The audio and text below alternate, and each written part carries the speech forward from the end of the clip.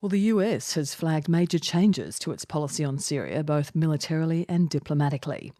Defence Secretary Ashton Carter says the US won't rule out direct action on the ground in Syria if it's the only way to defeat Islamic State militants.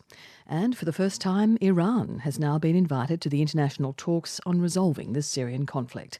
As Anne Barker reports. The Obama administration has long opposed sending ground forces into Syria, but that looks set to change in the wake of last week's Special Forces-led raid, which freed 70 people held captive by Islamic State in northern Iraq.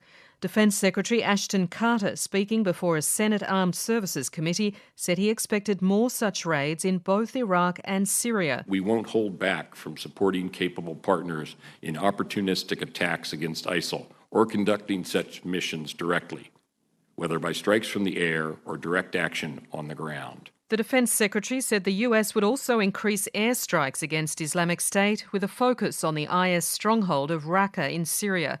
He warned a ground and air campaign would put more American soldiers in harm's way, but under questioning by the Senate committee, he said the US would not shy away from ground action if it saw the chance to hit IS targets. For us, the paramount objective is the defeat of ISIL. That will require... That's our number one priority right now in Syria. They're trying to attack Americans. I got you. So we have to take that very seriously. Okay.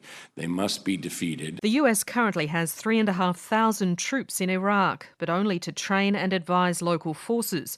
Now the top US military officer, Major General Joseph Dunford, has told the same Senate committee US forces might now fight alongside Iraqi troops. And if it had operational or strategic impact and we could reinforce success, that would be the basic framework within which I'd make a recommendation for additional forces to be co-located with Iraqi units. Diplomatically too, the US has made a significant shift in strategy by agreeing to Iran's involvement in international talks on the Syrian conflict.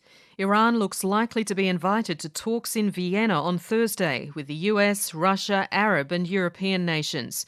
US State Department spokesman John Kirby. Iran, though we do not, certainly by any means, approve of the destabilizing activities that they continue to pursue in Syria, recognize that at some point in the discussion moving towards a political transition, we'd have to have a conversation and a dialogue with Iran. But John Kirby wouldn't confirm who exactly would invite Iran to the talks. I didn't say the U.S. put out an invitation. I said it's expected that Iran will be invited to attend. Point one. Point two, it's up to Iran to decide whether they're going to or not.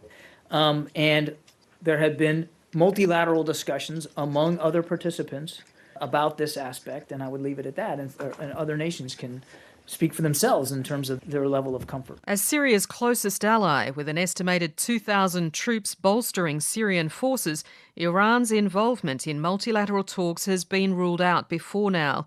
Its invitation to Vienna is a recognition that previous peace efforts have all failed and that any future solution may only be possible with the support of all sides in the conflict. Although no one's suggesting these latest talks, with or without Iran, will produce any end to Syria's 4.5-year war. Anne Barker reporting.